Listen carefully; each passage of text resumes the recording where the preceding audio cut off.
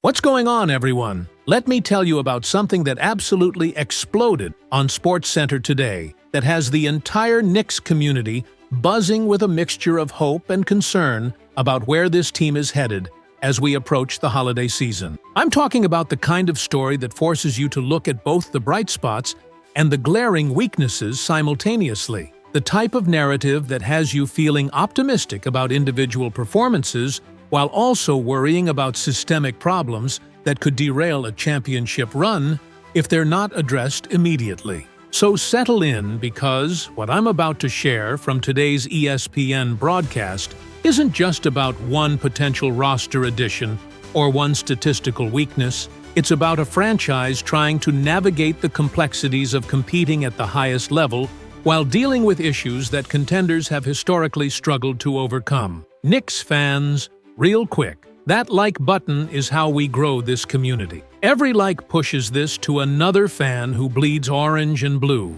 If this content means something to you, just take 1 second and hit that like. It means the world to me and helps us build the strongest Knicks community on YouTube. Let's do this together. All right, here's the situation that had the entire SportsCenter panel absolutely divided this morning. And I'm talking about veteran NBA analysts who've covered championship teams for decades, but found themselves on opposite sides of whether the Knicks' current trajectory is sustainable or headed for disappointment. The main story that emerged from today's broadcast was actually dual-pronged, with one narrative being the absolutely dominant defensive performance Mikal Bridges has been putting on since OG Anunoby went down with injury, and the other more concerning narrative being the exposure of a massive defensive weakness that's been plaguing this Knicks team all season long and showing no signs of improvement under new head coach Mike Brown. You put those two storylines together, you get a complete picture of where the Knicks really are right now. Let me start by giving you the full context that SportsCenter was establishing right at the beginning of the broadcast, because understanding both the individual excellence and the team-wide struggles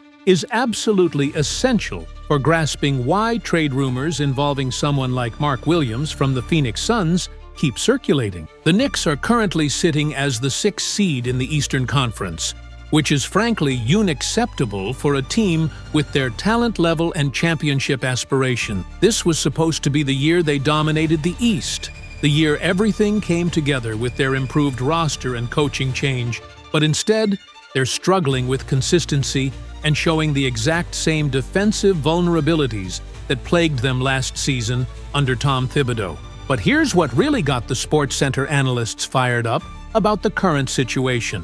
And this is where the concerning statistics become impossible to ignore.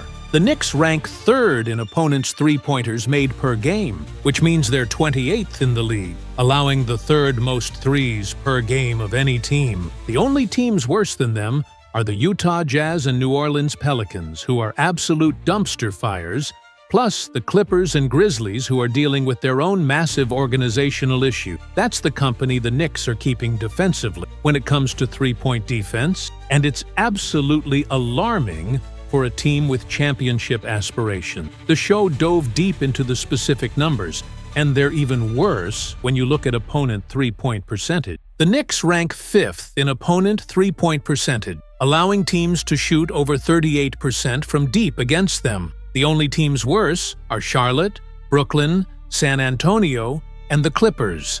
The ESPN analysts were showing how this isn't just bad luck or a small sample size issue. This is a fundamental problem with how the Knicks defend, how they prioritize protecting the paint at the expense of perimeter defense, how their rotations consistently leave shooters open on kickouts after penetration. What the SportsCenter crew kept emphasizing, and I think this is absolutely critical for understanding why this matters so much, is that this exact same problem existed last season under Thibodeau, and nothing has changed under Mike Brown. When you fire a coach and bring in someone new, you expect some things to improve, some adjustments to be made that address the weaknesses that got the previous coach fired. But the three-point defense has actually gotten worse, if anything, which raises serious questions about whether this is a personnel issue that can't be fixed with coaching, or if Mike Brown simply doesn't have the answers for how to address it.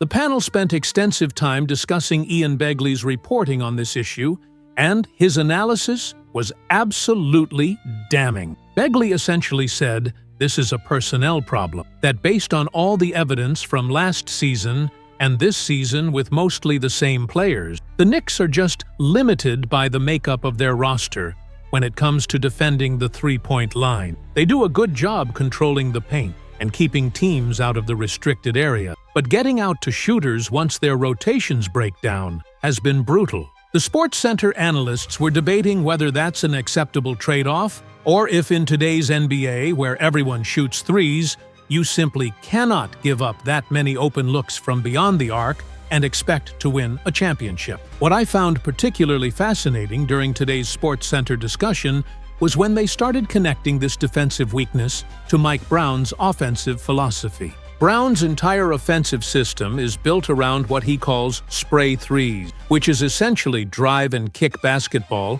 where you penetrate the paint, force the defense to collapse, and then kick out to open shooters. It's beautiful when it works, and the Knicks have been generating quality three-point looks all season. But here's the irony that the ESPN analysts couldn't stop talking about. Mike Brown is running the exact same offense that teams are successfully running against his defense. How can you be so adept at running an offense based on drive and kick threes, but so terrible at defending that same exact action? The show also explored the historical context and what this means for the Knicks' championship chance, and this is where the debate got really heated. The analysts were pointing out that neither Thibodeau nor Brown has ever won an NBA championship as a head coach, only as assistants, and both of them prioritize paint protection above all else. In the modern NBA, where three-point shooting is so prevalent and so valuable, can you really win a title if you're giving up the third most threes per game? The ESPN crew was showing how every championship team in recent memory has had at least competent three-point defense, and the Knicks are nowhere close to that standard right now. What really struck me during the ESPN analysis was when they started going through potential playoff matchups and showing how this weakness could be exploited. If the Knicks face Cleveland in the playoffs, the Cavs hit a ton of threes and do it off kickouts from offensive rebounds and Donovan Mitchell penetration. If they face Milwaukee, Giannis collapses the defense and kicks to shooters. If they face Boston, obviously the Celtics live and die by the three, even if they're not expected to make a deep run this year. Oklahoma City can light you up from three because they're great at everything. The point is that every potential playoff opponent has the blueprint for how to beat the Knicks, and it's by running drive and kick offense and hunting open threes. Now, let's talk about the positive storyline that emerged from today's SportsCenter coverage, because it's not all doom and gloom for the Knicks. Mikal Bridges has been absolutely sensational defensively since OG Anunoby went down with injury, and the numbers are historic. Over the Knicks' last 5 games, Bridges is averaging 2 steals and 2 blocks per game, and according to Basketball Reference, he's the first player to record multiple steals and at least 1 block in 5 consecutive games since Patrick Ewing did it back in the day. The SportsCenter analysts were showing highlights of Bridges just wreaking havoc on defense, disrupting passing lane, blocking shots at the rim, being everywhere at once, and making life miserable for opposing offenses. The panel spent considerable time praising Bridges and discussing why his defensive excellence is so important for what the Knicks are trying to do. In a help defensive setting, Bridges is one of the best in the entire NBA at reading plays, anticipating passes, and jumping routes to create turnovers. His length and athleticism allow him to guard multiple positions and switch seamlessly across different offensive actions. The ESPN analysts were suggesting that if the Knicks could somehow replicate Bridges' defensive impact across their entire roster, or at least add more players with similar defensive instincts and physical tools, they could potentially overcome their three-point defense struggles through sheer disruptive ability. But here's where the Mark Williams trade speculation comes into play, and this is what had the SportsCenter crew really engaged in debate about roster construction. Williams is a young center currently with the Phoenix Suns, who has exactly the kind of physical profile and defensive skill set that could help address some of the Knicks' interior defense needs. He's 7 feet tall with a 7.6.5 wingspan. He's an elite rim protector and rebounder. He's only 23 years old, so he fits the timeline. And most importantly, his contract is relatively affordable compared to what he could be worth if he reaches his ceiling. The analysts were discussing how Williams could be a more athletic version of Mitchell Robinson, someone who can finish lobs from Jalen Brunson in pick-and-roll situations while also providing the paint protection and rebounding that championship teams need. The show explored why Williams might actually be available despite his obvious talent. And this is where the injury concerns come into play. Williams has dealt with ankle, back, and knee issues throughout his young career, and there were reportedly concerns about his long-term durability that caused a potential trade to the Lakers to fall through. The Suns also just drafted Kaman Malwak, which creates a logjam at the center position, making Williams potentially expendable if the price is right. For Phoenix, trading Williams could provide salary relief and future draft picks, which they desperately need. For the Knicks, acquiring Williams would give them a young defensive anchor who could help address their paint protection needs, while also being someone who could grow with the core. What the Sports Center analysts kept coming back to was whether adding a center like Williams would actually fix the three-point defense problems, or if it would just be putting a band-aid on a systemic issue. Some argued that having a more mobile rim protector who can get out to the perimeter faster on rotations would help, that Williams' athleticism could allow the Knicks to be more aggressive with their help defense, without leaving shooters as wide open. Others countered that the problem isn't the center position, it's the perimeter defenders not getting through screens quickly enough, and the overall defensive scheme prioritizing paint protection at the expense of three-point defense. Adding Williams might make them better overall, but wouldn't solve the fundamental weakness that contenders will exploit. One aspect that got really interesting discussion on ESPN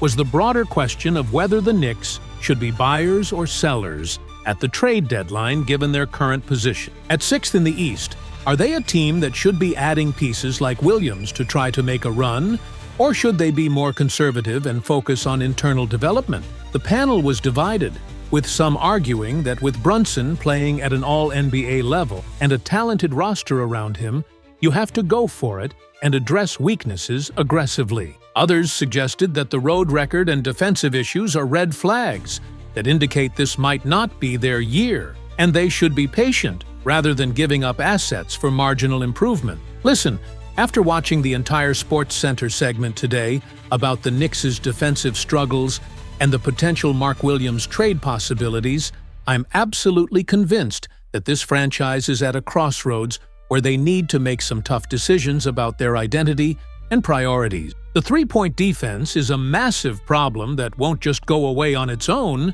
and if Mike Brown can't figure out how to fix it, the Knicks will be bounced from the playoffs by the first good shooting team they face. Williams could help with interior defense and rebounding, but he's not the complete solution to their issues. What they really need is better perimeter defenders who can fight through screens and close out hard on shooters, combined with a defensive scheme that better balances paint protection with three-point defense. Mikal Bridges playing like a defensive demon is great, but one player can't carry an entire defense. And until the Knicks figure out how to stop giving up wide-open threes, their championship aspirations will remain just that, aspirations rather than realistic expectations.